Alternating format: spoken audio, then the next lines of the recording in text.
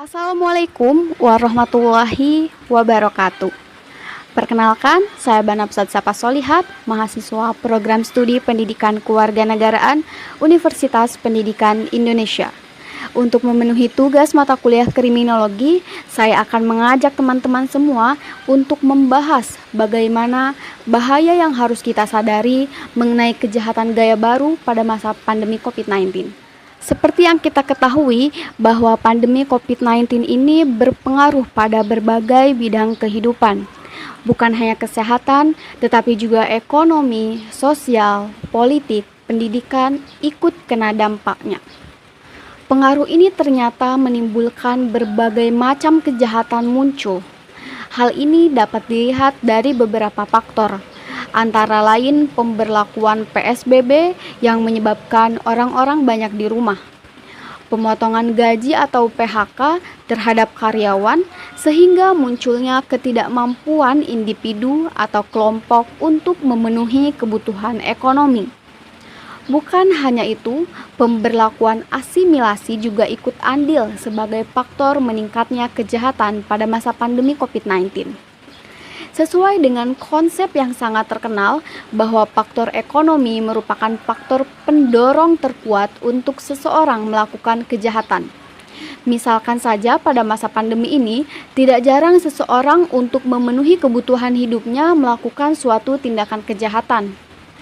Misalkan saja kejahatan pencurian yang marak terjadi pada masa pandemi, yang mana pencurian ini dilakukan di pertokoan atau misalkan di minimarket sebagai suatu akibat pelaku pencurian memang tidak bisa secara langsung membobol rumah karena banyak dari masyarakat melakukan kegiatan dari rumah. Selanjutnya, mengenai keberagaman kejahatan gaya baru juga muncul dari dunia baru yang menjadi sahabat kita selama masa pandemi COVID-19. Sangat kita sadari bahwa masyarakat menjadi sangat melekat pada kecanggihan teknologi internet pada masa pandemi COVID-19.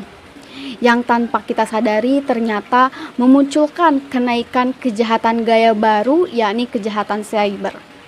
Misalkan saja dengan penggunaan transaksi digital sebagai akibat perubahan perilaku masyarakat pada masa pandemi COVID, ternyata mengakibatkan berbagai kejahatan tindakan cyber muncul.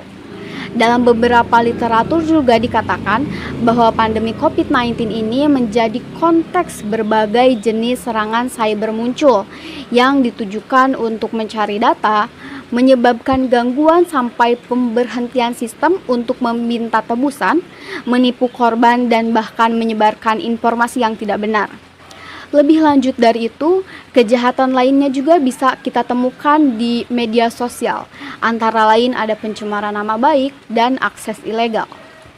Selanjutnya, kegiatan kejahatan lain yang biasa kita manfaatkan untuk mengurangi rasa bosan akibat di rumah saja adalah kejahatan yang tidak pernah kita sadari, yakni penggunaan internet untuk media hiburan dengan menggunakan website ilegal untuk streaming film.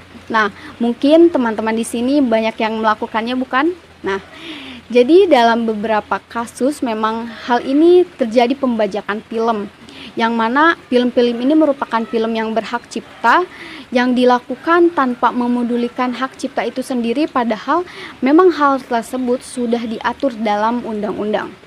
Karena itu, sebagai warga negara yang baik dan patuh akan hukum yang berlaku, saya mengajak kepada teman-teman semua untuk sadar akan bahaya yang diakibatkan oleh perilaku kriminal gaya baru yang muncul sebagai dampak pandemi COVID-19.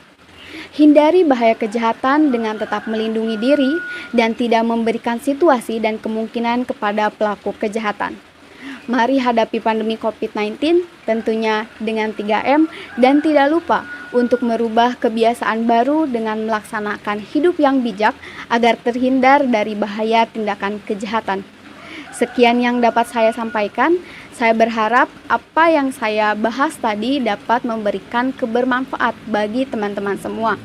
Saya Banapsat Sapa Solihat, pamit undur diri. Wassalamualaikum warahmatullahi wabarakatuh. Terima kasih teman-teman sudah menonton.